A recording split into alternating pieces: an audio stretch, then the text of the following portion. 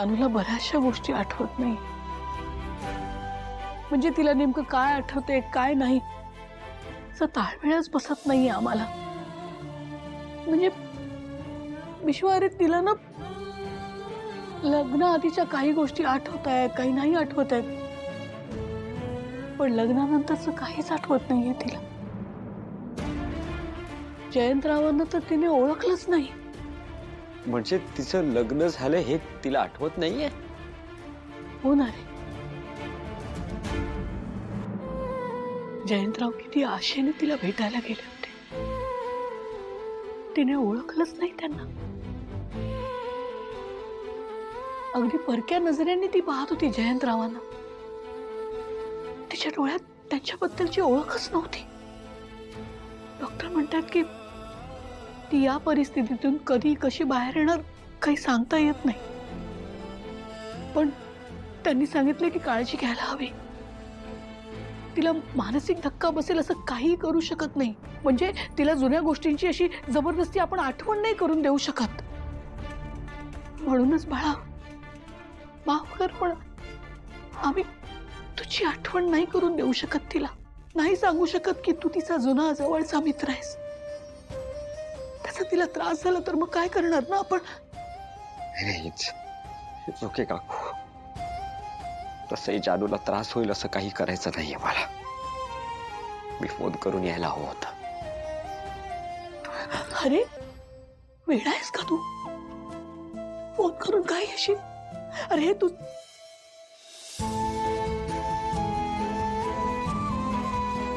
तुझ्या अत्यंत जवळच्या मैत्रिणीचं घर आहे, म्हणजे तुझंच घर नाही का रे? तू केव्हाही येऊ शकतोस बाळा. हे बघ, आम्ही तिला नाही सांगू शकत की तू तिचा कोण आहेस, पण आम्हाला तर माहिती आहे ना तू कोण आहेस. तुझं आणि जानूचं किती जवळचं नातं आहे. हं? तू हक्काने इथे येऊ शकतोस, केव्हाही येऊ शकतोस. तू ये इथे, तू इथे बस. हं? नको असा विचार करूस. तू बस, मी पाणी आणते आणि थोडा चहा आणते तुला. हा, मग बरं वाटेल. हं? बसा. अरे मी तुला बसा काकू.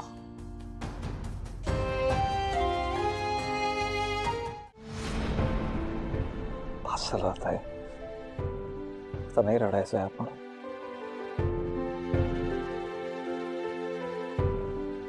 अगं मूर्खासारखा विचार करतो ना तू. म्हणजे आपली अशी इच्छा आहे की आनंदीने आपल्या सोबत राहावं. त्याने काय होणार आहे? ते श्रीकांत असणार, तू असणार, मी असणार. सतत आपल्या तिघांमध्ये तिची फरफट होणार. कधी याच्याकडे जा, कधी यांच्याकडे जा. ती म्हणते की आपण तिघांनी एकत्र राहावं, म्हणजे तिला सतत आपल्यामध्ये आणि श्रीकांतमध्ये सतत निवड करावी लागणार आहे. खरंच भावना, आपण खूप त्रास देतोय का ग आनंदी? म्हणजे बघ ना, छोट्याशा जीवाकडनं आपण अपेक्षा करतो इतक्या समजूतदारपणाशी. तोच समजूतदारपणा तू आणि मी का नाही दाखवू शकत? मला असं वाटतंय की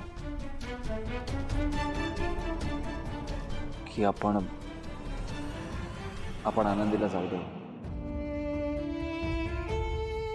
जे बघ ना भावना, एका अर्थी आपण विचार केला तर आनंदी फॉरेनला जाईल. काय सॉलिड लाईफ असायला कधी, मस्त कुठल्या तरी शाळेत शिकेल,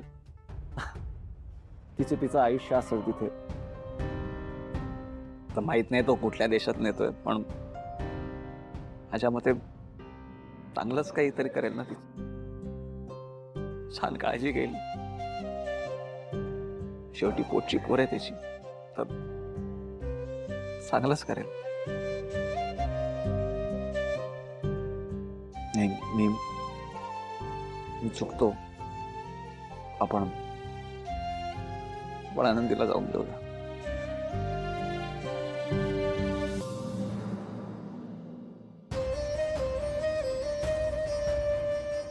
डोळे पुस. काही झालं तरी आता आता आपण रडायचं नाही, डोळ्यातून अजिबात पाणी काढायचं नाही. कारण तुला माहिती आहे ना, आपण जर रडलो तर आनंदी सुद्धा रडेल. आपण जाऊया, बोलूया तिच्याशी,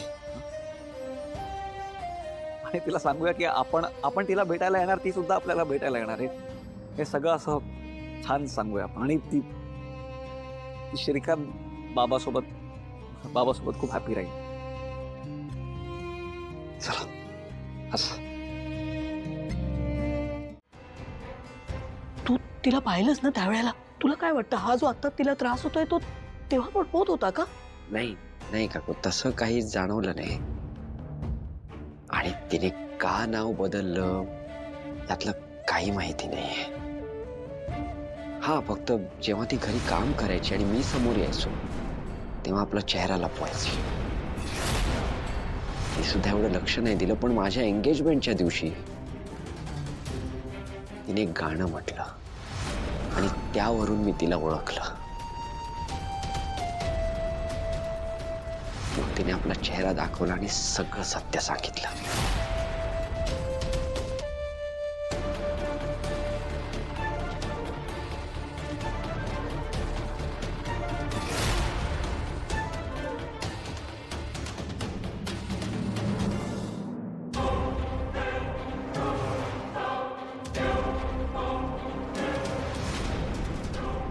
सत्य सांगितलं?